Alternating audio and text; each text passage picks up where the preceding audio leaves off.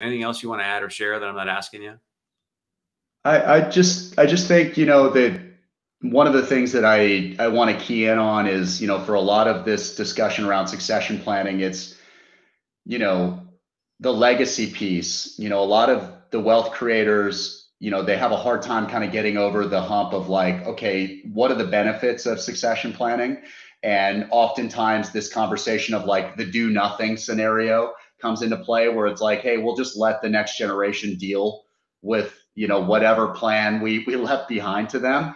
And oftentimes I ask the question, so, when you're no longer here, what kind of legacy do you want to leave behind? Because we're only here for a very limited short period of time on this planet.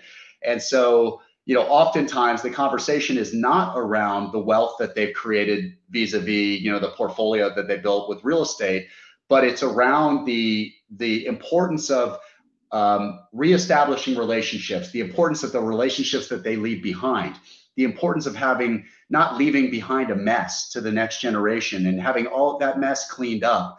And so when you have very complex capital stacks, when you've got advanced tax planning and estate planning that comes into the mix, things can get complex very quickly with these wealth creators. And so I would just encourage the wealth creator to think about their legacy, not about the wealth that they built, because they can't bring that with them to the grave, but it's about the relationships that they're going to leave behind with the next generation. And that's just more valuable. And the messaging that they want to leave behind to the next generation, that's just more valuable than any piece of real estate that you're going to own or leave behind to the next generation. And so that I would just encourage people to think about that from more of the soft relationship and family dynamics perspective, rather than just the growth and kind of like, tangible perspective.